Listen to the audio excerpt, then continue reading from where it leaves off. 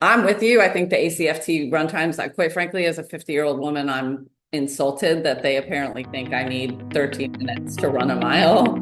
I actually ran faster than that for 50 straight miles. Hey team, welcome back to another week of Mops and Mo's with Drew and Alex. We're going to do things a little bit differently this week. We're going to do the intro to the guest, and then we've got some disclaimers to go through. So, Alex, I'll turn it over to you. Yeah. Uh, Unlike most of our guests, this guest initially approached us rather than the other way around. So I think that's pretty cool. After our episode about ultra endurance training, I discovered that she was a listener because she messaged the pod saying she had just run her first 100. And that is how we got to have Command Sergeant Major JoAnn Naumann on the podcast. She was born and raised in New Jersey. She attended the College of William and Mary, majoring in American Studies and Government. After college, and you'll hear a little bit about this in the episode, she enlisted in the Army as a 35 Papa for what she expected to be one single enlistment. She completed the Arabic Basic course at the Defense Language Institute and AIT at Goodfellow Air Force Base and headed off to the Army. Her assignments include 311th Military Intelligence Battalion at Fort Campbell, 344th Military Intelligence Battalion at Goodfellow Air Force Base, and a variety of assignments to special mission units. She completed 14 deployments throughout CENTCOM and AFRICOM. She served as the Joint Special Operations Command J2 Senior Enlisted Advisor and Command Sergeant Major for the 15th Military Intelligence Battalion Aerial Exploitation, JSOC Intelligence Brigade, and Special Operations Command Korea. She currently serves as the Command Senior Enlisted Leader of United States Army Special Operations Command. You can imagine with a career like hers, lots of schools, lots of awards. I'll do abbreviated lists of both. Schools include Arabic Basic Course, Airborne Air Assault Rappel Master, Military Free Fall, and SOF Intel Leaders Course. She's also a graduate of the Joint Special Operations Forces Senior Enlisted Academy. And on the awards side, some highlights include Defense Superior Service Medal, Legion of Merit, Bronze Star with one Oak Leaf Cluster, the Order of St. Michael, and the Knowlton Award. You want to do the disclaimer? Yeah, I think we have to explain a little context around this episode because the timing of this is Little interesting. sensitive, little sensitive. Yeah. Before we explain any of this, we got to say that here in the intro, especially, but kind of throughout this whole thing, these are our opinions and they do not reflect the organizations we are a part of. Even Sergeant Major Naumann's opinions are just her opinions. But the following we're about to discuss is very much just us talking for a second to explain some context here because you're going to notice a weird sudden edit around the 30-minute mark. Or I guess with the intro added, it'll be a little bit after 30 minutes. As one might guess, with this guest and some of the topics we get into, for a portion of the episode, we talked about what it's like to be a woman in special operations, women in combat roles. In particular, we talked about SOCOM's unique advantages in being able to enforce a single standard, regardless of sex, gender, whatever you want to call it. Unfortunately, that portion of the episode surrounds an immutable characteristic. And I think we've explained this to listeners before in previous episodes. I don't know, but we do extend our guests the privilege of if they want to have something removed from our conversation, just let us know. We will do that. Mhm. And they were completely fine with the episode when it was recorded, but DoD guidance has changed since then. And so they have requested that we remove roughly 12 minutes at the 30-minute mark of our actual conversation with Sergeant Major Naumann. We are going to do that, but we wanted to provide you guys a little bit of context about why there's such a sudden jump in the middle of the episode. You'll hear us again, sort of jumping in and prefacing the jump, so it won't just be like Spotify is screwed up, or Apple, or wherever you choose to listen to your podcasts. But yes, to your point, we recorded this episode February timeframe. Yeah, February. February. February. It is now March, almost April. Hmm. My, how time flies, but my, how quickly policy changes too. And I think that's what we've run into here. So, without getting on one side of the fence or the other, without belaboring the point, I guess my only 2 cents here from an opinion piece would just be that having now had the conversation with the sergeant major and quite frankly other guests we've had on the podcast, they bring so much to the dialogue around the different, capabilities of combat, regardless of the type of, person or background that you have. And so for that to kind of need to be edited out because it conflicts with some sort of, I don't know, policy, it sucks. And it's interesting to watch that unfold in the world and then have it affect us directly, even if it is just, one episode and 12 minutes of content, whatever. It's just so interesting to have to deal with that. And I'm intentionally being vague because I realize sort of the space we're in, but that would kind of be it's weird and it sucks. Yeah, and it's a cool position we find ourselves in, being able to talk to senior leaders like this. Hmm. And it's important that we not put them in bad situations and respect their wishes and all those kinds Of of things. course. That's how you get to keep doing it. But at the same time, this is a health, fitness, wellness, human performance platform that we have here. We do not go chasing after political topics, but occasionally political topics find their way to us. So Or topics that weren't political become political. yeah, and like this is not the first time. Like we did a whole "Make America Healthy Again" thing. Hmm. We will probably revisit some of those topics now that we're seeing how it plays out a little bit. But yeah, unfortunately, we had to chop a little bit off for this episode. That's it. That's it. And none of that is to say that the rest of the episode isn't awesome. It is. So sit back, relax, be prepared for a quick jolt at about the half hour-ish mark of content, and then we'll get right back into it. And I know you mentioned it. I'll just double tap here. The stuff we talk about in the intro, but also the stuff we talk about in the outro. The outro specifically was recorded back when the episode was in full. So we may comment on some things that you did not get the privilege of hearing. So just keep that in mind. But all that being said, enjoy. This conversation didn't happen because we reached out and invited you. This conversation happened because originally you sent me a message, which I thought was really cool. Just happened to recognize your name when it came through the DMs. And I think starting with what you mentioned in that message is a good place because that came after Alyssa Clark's episode. Yeah. Listeners will know that was all about ultra marathon running. And I guess we'll start with the first half of your message was you ran your first 50 miler at 50 years old. People love to talk about longevity, but you've spent the majority of your life at this point on active duty in the military. I occasionally have people in their late 20s and early 30s come in complaining about getting old in my office. Meanwhile, you're at the end of a much longer than average career and running 50 milers. What's the secret? Don't stop. And that's very simple, but I mean, Like in the moment or over time? oh, I mean, over time, like not just a 50 miler. I mean, don't stop when you're running 50 miles either. Like that was absolutely in my head. Like if I stop running, I might not start again. Um, but no, I mean, over time, like I can't imagine, like my biggest fear now is getting injured at this point in my life because I can't imagine like rehabbing and starting over. But I think if you just stay in good shape and you have to change your expectations, I'm not as fast as I was 20 years ago. But I mean, I get the same thing, like people who are 30 years old and they're like, oh, I'm getting old, Sergeant Major. And I'm like, yeah, so I'm 20 years older than you. Thank you. But, and I have been lucky. I've had really good programs to help me stay healthy and to rehab me. And, when I have had injuries or even before I've had injuries, just about 2 years ago doing squats, my hip just felt what I called wonky. Like it just wasn't right. My left hip didn't feel the same as my right hip. And I knew something was wrong. And I just went to the physical therapist because that was something that was available to me. And he was able to do it and get me back in balance. And I never had to take a single day off. But Have you at some point been through like a significant injury experience, or are you one of the lucky ones that has avoided having like any surgeries all the way through? Or I have avoided any surgeries. okay, That's really Yeah, impressive. I have managed to avoid any surgeries. I've had a couple of pretty good injuries. I broke my right foot. And if anything gives me trouble, it is actually still my right foot. mm-hmm. I am like on the lacrosse ball every morning, kind of loosening it up before I run, because it just it gets stiff a lot faster than my left foot ever since that.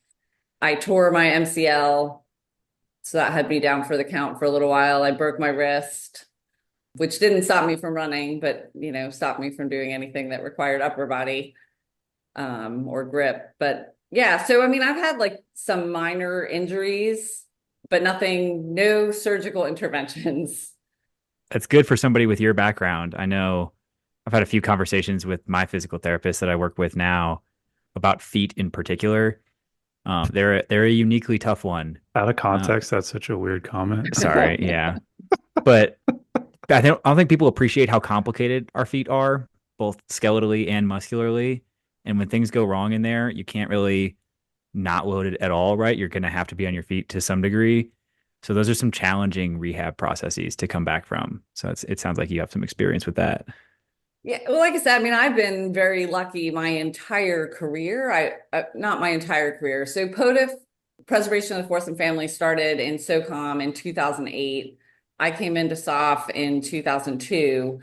So, I mean, I've been there since the inception of the program. It was nowhere near where it is now when it started, but we have had that flexibility, and ability to get care that has not been available to a lot of the force, still isn't available to a lot of the force quite as easily as we have it. And I think that's been hugely helpful for me because I've been able to, rehab things before they became a major problem.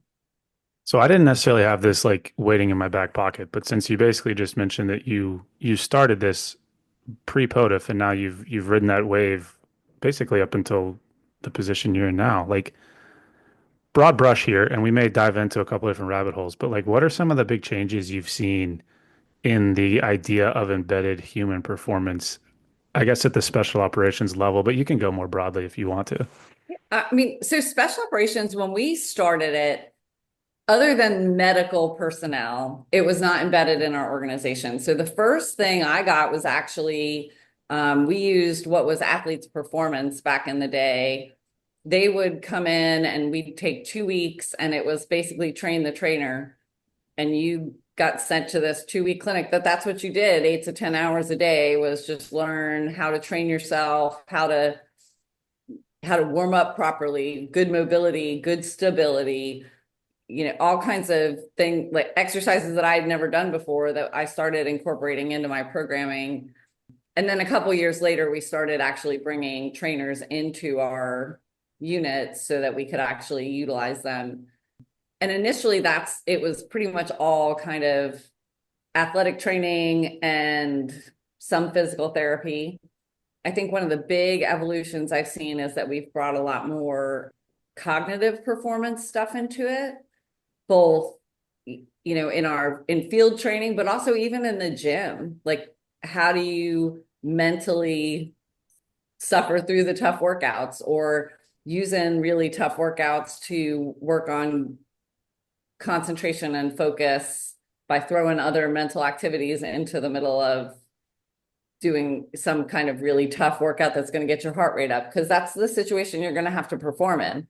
Like your heart rate, it's not going to be resting heart rate when you're in a bad situation downrange. So I think the addition of a lot of the cognitive stuff and using it as performance, not as like, well, now you have a problem, go see behavioral health, but actually improving your ability to perform using the cognitive stuff. And now we've also incorporated spiritual. There's a lot more focus on sleep now. I feel like the sleep stuff really I didn't start hearing people talking about sleep until probably about 2015. And so I think, we're talking a lot more about sleep now, and that it's actually important, and that, maybe we shouldn't be bragging about the fact that we live on 3 hours of sleep a night. Yeah. Okay. I have another broad brush question for you. I want to ask about culture change. And I want to ask this question from the perspective of we'll use H2F because it is relatively nascent. And one of the recurring themes that I think both Alex and I have seen, granted, I deal with it on the ground every day, but even Alex on the Space Force side as well. It's this idea that like we recognize sleep, for example, obviously very important. Sure, great, check the box. But this current I don't know, maybe this is a bad way to phrase it. This current generation seems unwilling to make the necessary changes to truly impact a lot of those things. PT still happens at the same time. We still force folks to wake up super early. A lot of things in the day are inflexible.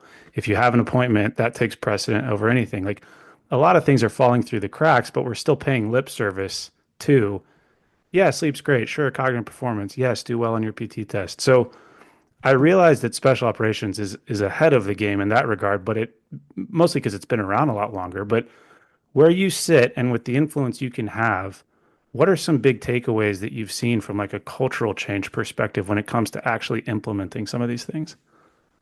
I think in soft, the advantage we have is that our people, they want to perform well. Hmm. Like that motivation, that intrinsic motivation, right? Like I'm not telling you you have to go home and get 8 hours of sleep, but when you're seeing changes in your performance because you're getting sleep, right? Like that's, you want to do the things that are improving your performance. And we started using wearables, right? We issue students Oura rings. Now you get to, guess what? Every day I open my phone in the morning and I get to see a score for my sleep. And as competitive people, like I think that does something for you, right? Like I don't want a 55 sleep score because I'm good at everything. And so I have to get a good sleep score too. Yeah, I mean, but it is like I think when you have to face the fact that you're not sleeping well or not doing those things well, I think it matters. But I think it's leadership too, setting that example. And the problem is I think there are still too many leaders saying like, well, I did it. Like I got by Hmm. 5 hours of sleep on this Back in deployment, my day. or even they're doing it now. Hmm. Um, and it's like, if you're not setting that example, then you can tell people they should sleep, but then they see, well, in order to be successful, in order to get to that position, in order to be the CSM or the general or whatever, then I have to give up sleep too. I sleep 7 to 8 hours a night, travel accepting. Like you have to do what you have to do. I had to be at the airport at 7, I had to be on a flight at 7 a.m. on Tuesday. So, I mean, I was up at 3 in the morning to get to the airport and I did not get 7 hours of sleep because I didn't go to bed at What was your aura score? my score was in the 50s Monday night into Tuesday morning. It was not good. But last night it was a 93 again. So Nice. So I want to highlight something you said. I don't know if this will turn into a question as much as just like underlining it for the audience, but a lot of the conventional military is currently implementing versions of what POTFF is already, right? And we're trying to copy paste a system that we assume produced all these results in special operations and bring it to the conventional force. And you mentioned intrinsic motivation, right? And I don't think any human performance program that I know of is able to give people intrinsic motivation. We provide them resources, but resources are going to be utilized differently at different motivation levels, right? Like I set up a program and all the people who want to run ultra marathons or triathlons or like do all these cool things come in to get coaching right away because they're the intrinsically motivated ones. But we didn't create these programs to help those people. Like it's fun to help those people and that's cool, but they're already pretty well off. We created these programs to help the people who are struggling, and getting them to come through the door is the hard part. And you use the wearable example. Wearables are really cool for people who are like trying to get that extra edge and are interested in what the data provides them so that they can optimize their own training. It's a little different when I slap wearables on hundreds or thousands of people, and now like a human performance staff has to follow their numbers and reach out to them and say, hey man, you're not doing the thing you need to be doing. These are different use cases. And I think some leaders think that because it worked in one environment, it will certainly work in this other environment. And that's not always the case. I don't think it's the case at all. I think there are a couple of things. One is scale. We are just much, much smaller. And if you even look at the beginnings of the POTFF program, when it started, when we first started getting those things embedded in our units, it was for operators only. Hmm. So it's expanded now and it's our whole population, but like it started very, very small. It didn't start with 500,000 people. Even now it's not 500,000 people, right? It's like 29,000 people. It's a big difference. And we do have that intrinsic motivation. Like you're not going to get past that. But I think, are you ever going to get to motivate 100% of people in the Army or in the military to like want to be athletic? No, you're not. But I think you have to meet people where they are. And I think part of like, we need to not shame people if they're not in good shape when they're starting or make them feel bad about what they can't do. And we need to meet them where they are and bring them up to that point. And a lot of people, when they start to see themselves getting better, that might change their motivation to more of that intrinsic motivation of like, wow, I feel better. Like I feel better when I'm working out than when I'm not. Or I can do something that I didn't think I can do. But when you start by telling people that they have to go because they suck at PT, that doesn't motivate me to want, like, okay, you just told me I suck at something, so you want me to go do more of it and like make an idiot of myself? What? Like, it's not, it needs to be an encouraging environment and not one where like people are forced to be there because of what they're not good at. I have to sneak in a brief story. I don't think this is a parallel to your own story, but it is a story about two married senior NCOs. Uh-oh. They're not in the Army, different service. And for those listening, we haven't gotten into discussing it, but Sergeant Major Naumann's husband is also senior Sergeant Major. I had a senior NCO come into my office today to talk about what our program could do for her unit. And we had a great conversation. She's really into running. We talked about sleep stuff for shift workers, all sorts of cool things. And then we started talking about her husband, who is in the same position as her, but for a different unit at a different base. But she's worried because he's gotten real into the technical side and hasn't been taking care of himself physically, sleep-wise, nutritionally, some things like that. And it became clear over a little bit of a conversation that she, despite doing like all the right things to try and take care of the service members in her charge, was struggling to take care of her spouse or like get her spouse to care. So if we can't even like export a little intrinsic motivation to somebody who lives under the same roof as us, it's going to be really hard to do that for people that just work for us in the organization. So I don't know if that helps anything or just highlights other problems, but it was interesting to see that like as passionate as she was about it and that she takes care of herself and does great things, it didn't even necessarily extend to the other side of the house. Luckily, I'm not suffering from that. My husband is also very athletic, although he does not run because of injuries he's had. But you know, he rides a bike instead, but he does like 50 and 100-mile bike rides. So Nice. Can I ask, at your level, this is a little bit of a pivot, but I'm curious, what data do you really care about when it comes to human performance? I was going to say, in relation to what? 'Cause I care about a lot of different data. Like when you're sitting there, and I'm assuming, and correct me if I'm wrong here, but like you sort of have an idea of what the human performance space is looking at. We mentioned Aura. I mean, athlete management systems are such a hot topic. But like, what really matters to you? Like, what does lethality mean? What does deployability mean? Yeah. Wow. I could go to a lot of different places. I mean, because we look at, like, first we look at data of people who are successful at making it through our assessment, selection, and qualification programs.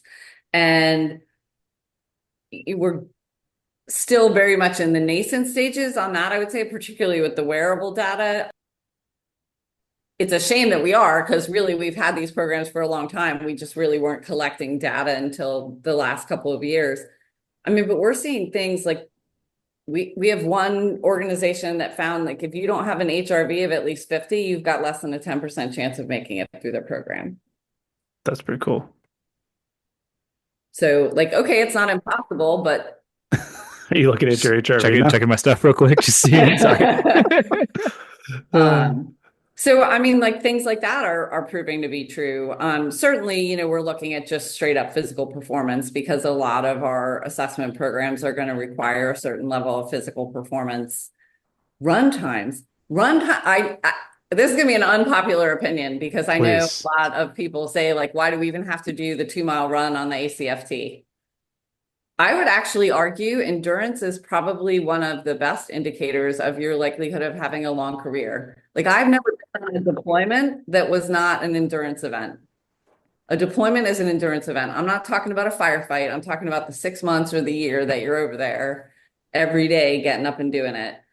Even from a short burst of energy, like having endurance helps me recover faster. I just think, and if you're going to make it 29 years, you better have endurance. So I think like run times are a huge one, and run times are actually a huge predictor of success in all of our courses. I have a quick question on that topic. Um, you've been in the Army for a long time. You've seen the APFT era. You've seen the ACFT era. We have shifted the emphasis a little bit in how we train. That was part Yeah. of the intent of the ACFT. But part of that shift, and personal opinion here, I think we moved the goalposts too low on run times. I think we allow much slower times than we did under the APFT era. And to some degree, that's acceptable because you're training other things, but not to the degree I think we've allowed it. Has that impacted the crop of people available for your assessment and selection? No, because we tell them what the standard is for a 2 mile run to make it through SFAS, and it's about 13 and a half minutes to be successful. So guess what? Like those people are going to show up making that standard because they know that that's the standard that they need to make. And they're capable of it. A lot more people than you think are capable of running a 13:32 mile. Maybe not you two, you probably realize that, but like people tell themselves they can't do it. I think I'm with you. I think the ACFT run times, quite frankly, as a 50-year-old woman, I'm insulted that they apparently think I need 13 minutes to run a mile. I actually ran faster than that for 50 straight miles. Boom. Ooh, that's a data point right there. What a flex. I like that. Can I ask? I mean, this is kind of another data question, but it's a theme. You mentioned run times. I mean, run times is something that we could have collected 100 years ago. Like that's an easy data point. Yep. Do you find that there sometimes can be a propensity towards measuring things just because we can measure them and attaching wearables to things just because we can, and then trying to create some really illustrious technological picture for leadership and spend a lot of time, energy, and resources sort of with a very data-driven program when something as simple as a runtime can tell you so much more? Um, so I think it depends on how you use it. So right now, like we're not, well, we can collect data from the Oura rings, but the people have to give it to us, right? So we cannot, like when you're issued it, it's not you're signing up to give all your data to the command. We're using them a lot more for people to self-monitor and to understand their own performance and their own sleep, and to use those things to hopefully elect to improve themselves. And so I think it's incredibly valuable in that way. And I've talked to a lot of our people who say like they do change their habits because they can see how their habits are actually affecting them. I'll tell you though, like even with mine, like I use it as a data point because there'll be nights that like I'll wake up in the morning and I'll be like, oh, your readiness score is low. Maybe you should take some rest, but I feel great. And so I'm like, well, I'm just going to go do my workout anyway because I feel good. And maybe I'm a better sense of that than just a ring. But I think it's useful. And we are still using the simple data like the 2 mile run time because we know that that gives us a pretty good sense of how likely a person is going to be successful. As I'll use the Oura ring because we keep mentioning it, but like at your level, has that perspective revealed anything that is like a surprise, like a negative, like, oh my gosh, we're pushing people too hard, our op tempo is too high, we need to adjust this, or has it all been relatively positive? Uh, a mix. Mm.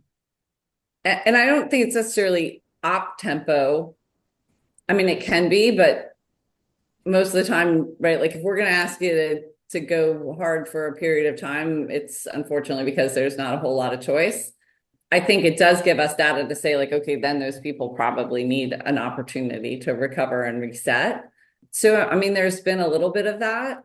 I think the bigger thing is just seeing like people don't get enough sleep. And I think that's one, like we could go off on a total tangent on this. Like it's not just work. It's when people go home, they still have responsibilities there. Mhm.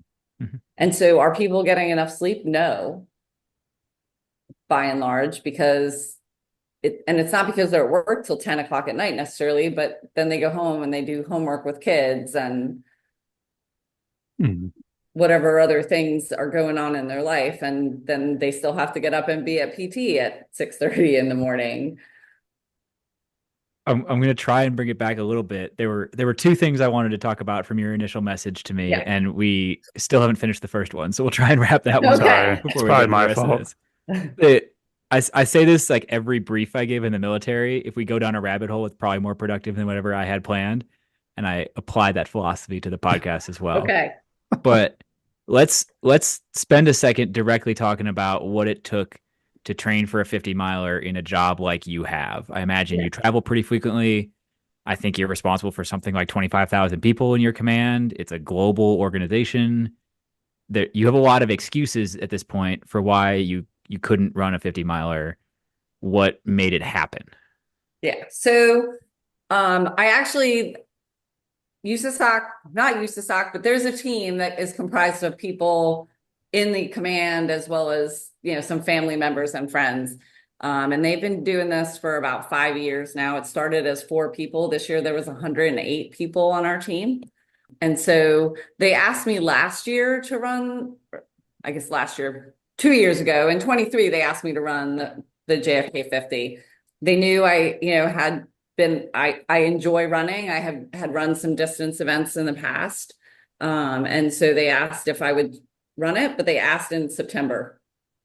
And it's in November. And I said no. And not because I hadn't been running at all, but I mean, I've been, maybe running a 5 mile run here and there, I wasn't doing any real distance training. And so this year they hit me up right in March when the registration opened. And I was like, okay, I will do this. And then you make a commitment to like, that's what you're going to do. And so I gave up some other things in my PT. I didn't lift as much last year as I normally do, because if I only had 3 days to get PT in during a week, then I had to get the runs. And so I wasn't going to get as much opportunity to lift. So I did less strength training. I didn't go out a whole lot on Friday nights because I had to get up on Saturday morning and run. Not that I'm like a big partier on Friday nights, but even going out to like dinner or something, I'm like, nope, I'm staying in. I'm getting a good night's sleep, because especially in the summer in North Carolina, you have to get up and run pretty early. Mm-hmm. You're going to do 20 plus miles. It's even at that, it gets pretty miserable. And, so I mean, I just gave up a lot of other things in my life, but I made a commitment to do it. And I think part of it is, when you say, when you are the USASOC CSM and everyone in the command knows you signed up to run the JFK 50, like, guess what? Once you say you're going to do it, like, you're going to show up and do it. And so like part of that, there was some external motivation too, of like, I can't back out on this because, people know I'm going to show up. And so I'm going to show up and do it. But I did probably about 75% of the training that I wanted to do. Definitely would have loved to get a little bit more than I did, but it was enough to get me from the start line to the finish line.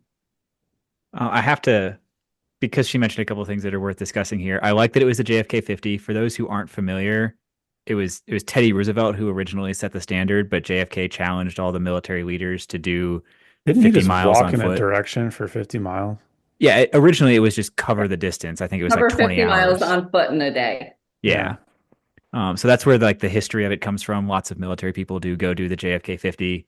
But I want to highlight something she said that's really important, and I've seen people get this one wrong in the military a lot. The military is good at the mindset of just like push through it. You can do harder things than you believe you can. And that leads a lot of people to take on these endurance events without training for them.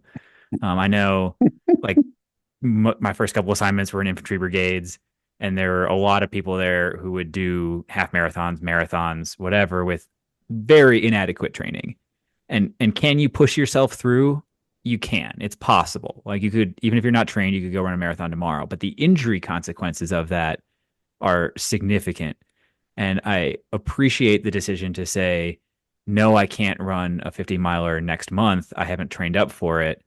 I would argue, maybe unpopular opinion, I don't know, but like real discipline is committing to the training process of doing the thing. Like there's the short-term discipline of pushing yourself in the moment, there's the long-term discipline of actually doing the process it takes to do it in a sustainable way.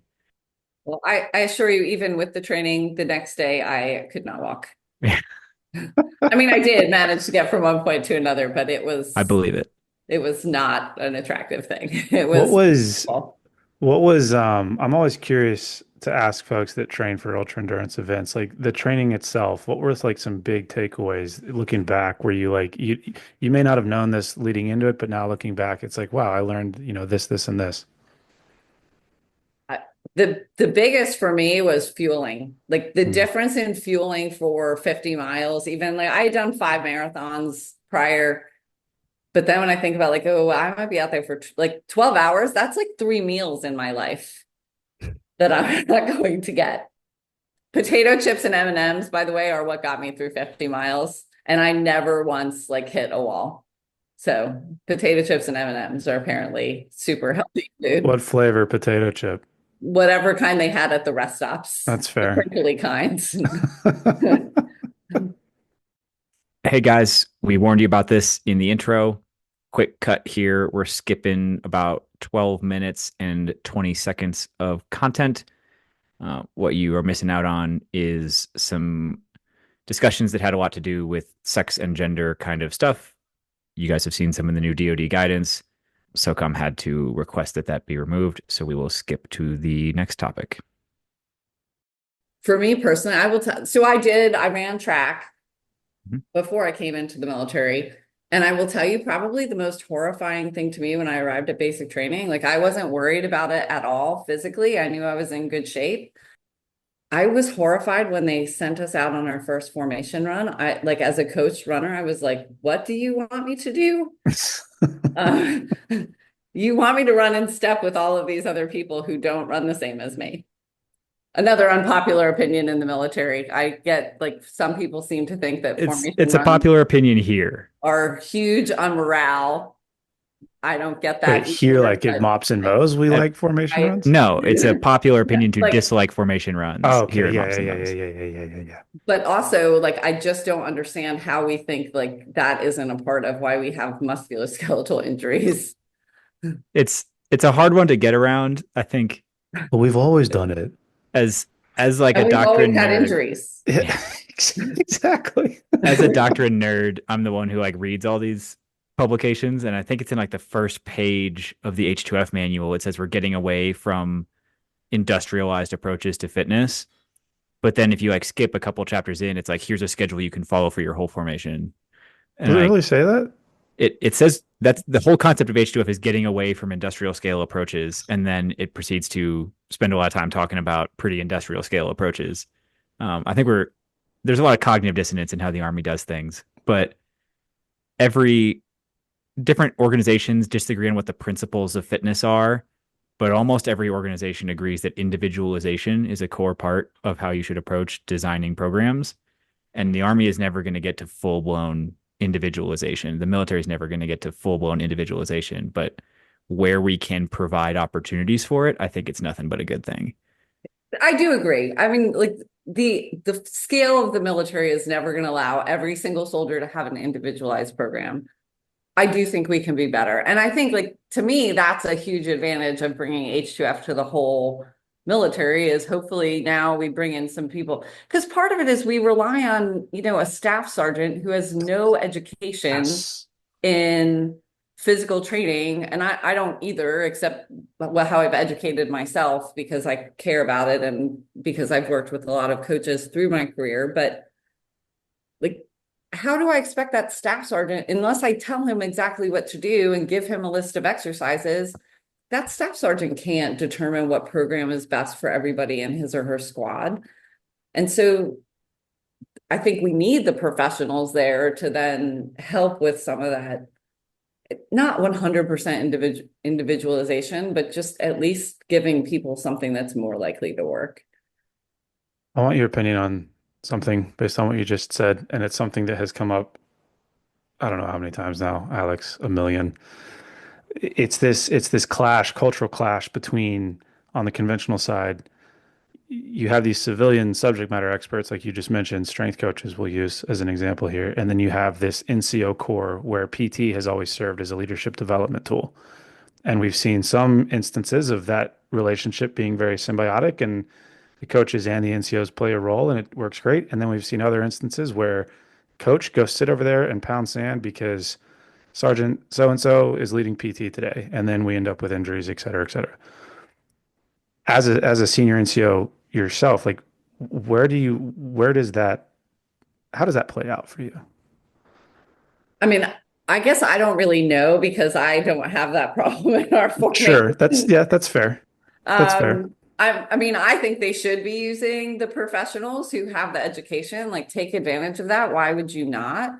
I will say from my perspective, like the struggle that I have seen, and I did as a battalion CSM, I had a just Army battalion. So I stepped out of SOC, took just an Army battalion, and tried to make some changes to how we did PT. But I think like one of my frustrations as a battalion CSM, and I was there, we were still testing on the APFT when I was there, but it was like that first year of the ACFT where they were fielding equipment and but the test was still the APFT. And my problem with the way we do PT in the Army is we train to the test. Mm-hmm. You're gonna turn Alex loose here in a second. Keep going. And in my entire 29 years, like I've never done a sit-up in combat. I love that. If you're generally fit, especially with the APFT, like 2 minutes of push-ups and 2 minutes of sit-ups and a 2-mile run, if you're fit, should be like the easiest day of PT you do all year. But instead, that's all we do at PT is we train to the test instead of training to like create fit people. And maybe throw the test events in every now and then just so people are familiar with them when the test rolls around, but like it shouldn't be the basis of our training. This is one I think people miss out on a lot. So there's not a lot of fitness policy in the Army. There's a lot of fitness doctrine. There's like, this is a way to do it. Here are some ideas. Here are some concepts. Here are some templates. But most of the policy, if you actually go look it up, is mostly about PT standards to attend schools, when you get exemptions from testing, all that kind of stuff. There's not a lot of policy on like how to train. There is a little bit though. It does exist. And by policy, we're not supposed to train to the test. It specifically says testing will not form the foundation of physical training programs, personal or organizational, like individual or group. It's not supposed to form the foundation. So we have like one thing that policy tells us not to do when we train, and we go do precisely that thing, exactly that thing. That's just a personal struggle I have. I don't know if I have any like lessons to take away from that, but I wish people would read and understand that, because you're supposed to identify the most physically demanding mission essential task for your organization, train to that, and commanders are actually encouraged to design assessments specific to the mission so that they can measure whether people are fit for the thing they're supposed to be able to do. The force-wide testing is just supposed to form a foundation, like a least common denominator requirement, but we mess that one up all the time. But I think that's another advantage of the professionals. Like, because again, when I go back to that staff sergeant who now has to lead PT, like that staff sergeant doesn't know a million different exercises to do and how you program different body parts or what things work the same muscle groups, or the difference between pushes and pulls or squats and hinges. Like I watch people doing kettlebell swings and it blows my mind because they squat and then lift the kettlebell. We'll get there. We'll get there one day. It's not their fault. They don't have the education to know how to build a training program. And so they go to the lowest common denominator, which is the events that they know they're going to be tested on. Mm-hmm. Like, I don't blame those staff sergeants. I just think like we have professionals now. Let's use the professionals. Yeah. We're almost an hour into this episode. We still haven't done what I thought we were going to do at the very top of the episode, which is give you a chance to explain kind of how you got here. How I got here. You're the first woman to be the senior enlisted leader for USASOC. What is the path that brought you there? Is it true that you enlisted because you didn't think you'd be in the Army very long? This is actually a huge failure of my plan, is what this is. Um, yeah, I graduated from college and I wanted to be in the Foreign Service. It is William really and Mary, right? William and Mary. Yep. Okay. I was just at Fort Eustis before this and have a bunch of friends who went there. Yeah. I love the Tidewater area. But I, looked at my odds of getting into the Foreign Service with a 4-year degree and no life experience, and it's pretty horrible.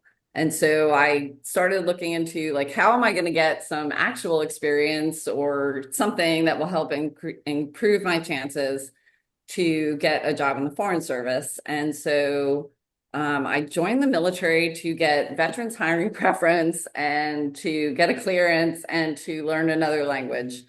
And so I actually went to the Air Force first because I didn't think I wanted to be in the Army, but the Air Force would not guarantee, they would guarantee me intel, but they wouldn't guarantee me a language job or the specific language. I did not want to be in the Navy because the idea of being on a ship for 6 months at a time is horrifying to me. And so I went to the Army recruiter, and the Army recruiter, actually, the first thing he told me was he could get me into the Army next week as a bath and laundry specialist. So I almost walked out of the Army recruiting office, but I managed to convince him that I didn't care if I had to wait 6 months. And so he got me in as an Arabic linguist and went to DLI, went to the 101st. I also had no idea when I enlisted in the Army that an intel person could go to an infantry division. I literally knew nothing about the Army. Actually really enjoyed my time at the 101st, so it wasn't a horrible thing. It was just really frightening when I first got there. I was 3 months from getting out of the Army at the end of my first enlistment, which was still pre 9/11. The retention NCO just kept asking me like what it would take to get me to stay in. So I told her finally that I wanted the college option, but I didn't want to go to Austin P University there in Clarksville. I wanted to go to Yarmouk University in Irbid, Jordan. And she came back the next day and said, okay, the battalion commander said, if you get into the program that he'll fund you going to this program. Did you just like have that one in your back pocket? That's where you No, want I mean, I to researched it. go. Like, I Okay. was like, well, if I'm gonna I just like do saw a that. picture on the wall. You're like that place. No, yeah, I mean, I did some research into like universities in the Middle East that had programs for non-native Arabic speakers. And so, yeah, so in the spring of 2000, I moved to Jordan for college. And I mean, didn't move, but like packed up my bags and went TDY and attended classes in Jordan and, signed up, but still figured like, okay, I'll do another 4 years. I'll still get out when I'm 29 and it'll be fine. I'll get a job at the Foreign Service then. And obviously then 9/11 happened. I had put a packet in to go to a special mission unit in the summer of 2001. And so got asked to come to assessment and selection, did that, went through the operator training course, and spent the next basically 13 years there doing whatever crazy missions I had to do. Got to travel all over the world, all over the Middle East, Africa. Got to do a lot of really cool things, and then did a staff job for my last couple of years because unfortunately we all promote ourselves out of having fun eventually. After that, I was selected as the JSOC J2 Sergeant Major. Did about 3 years on the JSOC staff before I went to be a battalion CSM. Like I mentioned earlier, I did my battalion time in the conventional Army, so I had 15th Military Intelligence Battalion down at what is now Fort Cavazos, but was still Fort Hood at that time. Spent 2 years down there, and then got selected to be the JSOC Intel Brigade Sergeant Major. So came back here. Only spent about a year at the JIB, and it was a really weird year. I signed into the JIB on March 1st of 2020. So had the COVID command experience. So that, it was just kind of a weird year of brigade CSM time. And then moved to Korea in June of 21 to be the Special Operations Command Korea Sergeant Major, and spent about a year and a half, almost 2 years there. But about a year and a half into my time, obviously, Sergeant Major Weimer was selected to be the SMA. And so I interviewed with General Braga to be the USASOC CSM, and moved back here in April of 2023 to take over as the USASOC CSM. I mean, you still looking at foreign service, or I mean, Yeah, no, that ship has sailed, I think.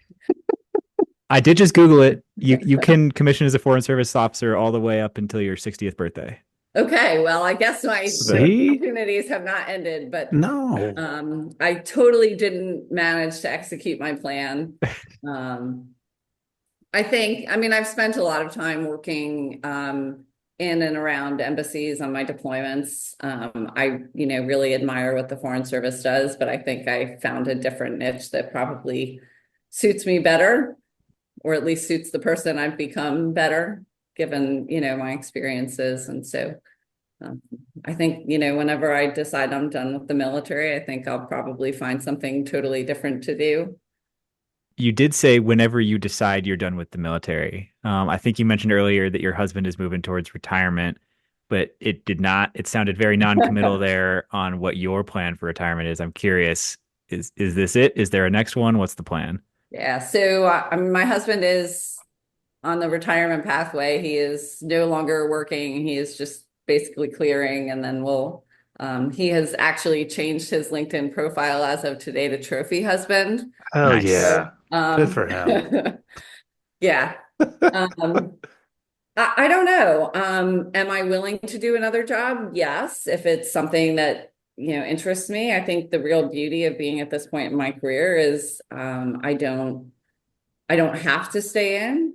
I don't have to take a job just to have a paycheck for a few more years. And so I think, if there's an opportunity that's interesting to me, where I think I can be value added, I would absolutely do another job. I'm not the only deciding factor. We do, at this point in my career, I have to interview for any job and be selected by the general officer. So if I don't get selected, then I'll retire out of this job. But I guess I'll call it a win if I retire as the SOC CSM. Seems pretty reasonable for somebody whose original plan was to do 4 years. 4 years. Yeah. So a quick question. We talked about your experience with POTFF and watching that program grow, and we've talked a little bit about like enforcing objective standards regardless of somebody's age and gender, knowing what the job actually requires. You bounced out to conventional army for a little bit and had that experience. I'm curious with all the things you've learned, and kind of getting back to like Abrams Charter stuff, like special operators bringing back their lessons learned to the rest of the force. I'm curious what lessons you would like the rest of the force to learn from what you've seen in your time in special operations. To me, I think that the biggest lesson that I've learned is there is no box. And I mean that in the way, like, people tell you, like, oh, you're an outside the box thinker. Like, no, there's not a box. And that applies to me to everything, right? Whether it's, how you train physical fitness, to how you do leader development, to, okay, if you get told like, hey, well, you can't do something that way. Okay, well then, like, let's find a way to get to yes. And I think like that's just kind of a soft attitude of like, we're going to find a way to get to yes. And like innovating is just, it's a mindset for us. And it's not even something we think of as innovating. It's just like, we're going to find a way to do what needs to be done. And that can be policy. Like, we're going to find a way to change policy if we need to change policy, or get an exception to a policy if we need to. And I just think that should be a more widespread way of thinking through the military. To me, doctrine is a baseline. It's like, you need to have it because you have to have some common denominator that everybody starts from. But if you think the enemy cares what our doctrine is, they don't. And so like, you have to be able to move from that baseline to think about things differently, and to approach problems in a mindset of, I'm going to find a solution. So Alex just sort of stole my normal closer, which is fine. You answered it elegantly. But I do have a new one, and you're the first one I've asked this to, so I'm Uh-oh. curious. I'm curious as to your take here. I heard this one today actually on a different podcast. What's one belief you hold that you think 99-ish% of the people around you might disagree with? Oh, other than the fact that I think we should actually run longer than the 2 mile run. I mean that you could posit that as your answer. It is your episode. Um, wow. I don't know. That's a tough one. That Yes. 99% of the people would not necessarily have the same belief. To buy you some time to think about it, I've seen this one. I've seen this one delivered in meme format, where it's like a bunch of people pointing swords at one guy. Like they're all angry at that one individual, and the caption is like, "What's your opinion that would put you in this position?" What kind of memes are you looking at? It's a good one. That's a heavy meme. I mean, I think, just I do think that we should run longer than 2 miles, which I absolutely think probably 99% of the military would disagree with me on. But I would say another one, just, particularly as a leader, I think I approach soldiers or service members, because I've spent a lot of my time in the Joint Force as well, with an attitude of like, people don't wake up in the morning and think like, how am I going to really screw up today? And so like, I just think we should approach people in that way of like, people can actually accomplish a lot if you give them a chance and you help them get there. And that includes the people who seem to be screw ups right now. I think like when I think back through my career, of some of the soldiers I'm most proud of are like the ones who didn't think they were going to make it, but because someone was willing to take the time and give them a chance and give them a little bit of attention and help, like they wound up turning into really good soldiers. And I think it's very easy to just go to discipline as the first answer. And I'm not talking about people who like broke the law, right? I mean, but like soldiers do dumb things, people do dumb things, I still do dumb things. And so I think, just taking that approach of like, people are generally good and want to do the right thing, is a hard one for a lot of people. It's a little bit of a fascinating answer to that, because we did an episode not long ago. I don't know if you know him. He's technically in your organization. I think you visited his unit like a few weeks ago. But Sergeant Major Jaime Espinoza was on the podcast. I knew him as Staff Sergeant Espinoza when I was Lieutenant Morrow. And our whole episode was about how he was like a little bit of a screw up as an E4, and it took some people helping to like realize he wanted to do better to get him on track, and now he's doing awesome things. I mean, I feel the same way about me. Like I was the kid who was like shocked that I could be sent to an infantry division when I first came in the Army, and and then wound up in SOF. And I think if people who knew me in my first 2 years in the Army, like if you had asked them if this was where I was going to wind up, they probably would have laughed at you. Well, I will tell you, having been the first recipient of that question, you have set the bar very high for subsequent askings of that question. So thank you.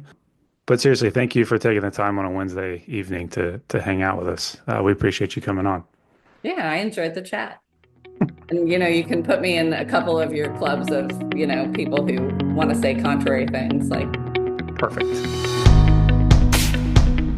Team, welcome to the tail end of our conversation with Sergeant Major Naumann. I will tell you, and I know we talked at the end post-recording about whether or not it would be used as the soundbite at the beginning. So by the time people hear this, maybe it has already been. But I think the little hot take she had there about endurance being kind of a key feature of tactical training was, I know that might not have been necessarily what we were trying to go down, but it's probably not going to be the intro. It's not my favorite part. It's just your favorite part. That's fine. It's my favorite part. Well, so for folks that have made it this far, that obviously was not the intro. It should have been.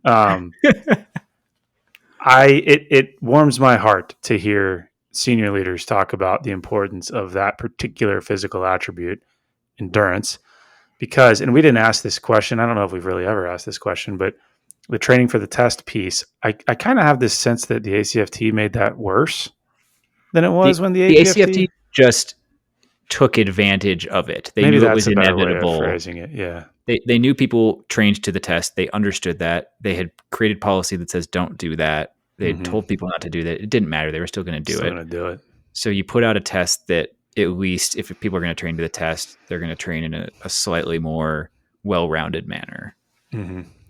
Hopefully at this point, my op-ed has come out, so people have heard all my opinions on how we kind of ruined the ACFT by smashing it through a political process that watered down the standards really far. And that's where you get the 22-minute 2-mile thing.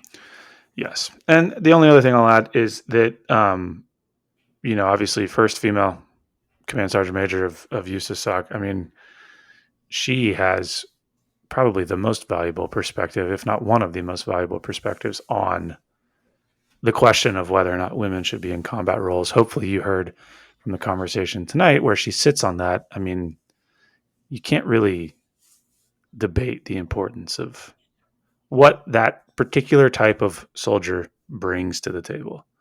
I'll leave it at that, because you could very easily turn this into a hot topic. Yeah, and I'm sure it's a topic we'll return to. Several people I've talked to know this. I've been trying to figure out how to graphically depict my thoughts on women in combat roles. And it mostly hinges around, we have to figure out what that standard is for combat roles and draw that line in an honest way. Once you draw that line in an honest way, you have the spectrum of men's physical abilities on one side and the spectrum of women's physical abilities on the other. And those are different, right? There are lots of ways most men can outperform most women, but we're not interested in how most perform. We're interested in how individuals perform and whether they meet the standard.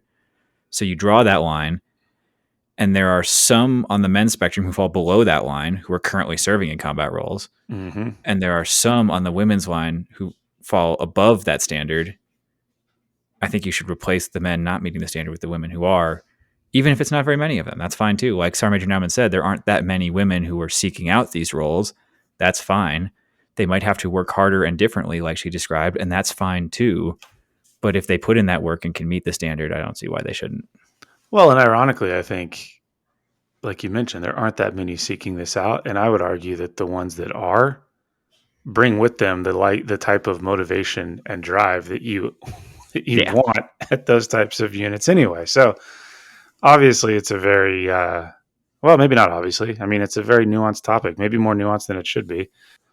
But I know a huge chunk of the conversation that we just had with her was kind of focused on that. So, hopefully people walked away a little bit better educated. Cool. Awesome. Well, thanks for joining us, team, and we will see you next week. Hey, Alex, let's cover our ass real quick. Oh, great idea, Drew. All right, guys. The views and opinions expressed in this program are those of the speakers and do not necessarily reflect the views or positions of any entities they represent. Thanks for tuning into this week's episode. Before you go, please rate and review the pod on the listening platform of your choice. You can also visit us on our website at www.mopsinmos.com. That's mops, the letter N, mos.com. You can check out the library of podcast episodes, our latest blog entries, any helpful resources, and also sign up for our newsletter. Drew nailed it. Just to underline a couple of things, the podcast entries have in-depth show notes on the website. So if you missed anything or you want to read any of the research we talk about, it is all there. You can, at the bottom of the website, sign up with your email and receive future updates from us. The blog posts go a little bit more in depth in kind of written form on a couple of topics we get questions about all the time. But most importantly, I just want to ask all you guys, our best way the word gets out is absolutely word of mouth. So tell your friends, tell the people you work with, anybody you think would find it useful. Thanks for spreading the word. If you have any questions or comments, feel free to shoot us an email at either Drew or Alex at mopsinmos.com. Or there's a contact form on the website. Thank you.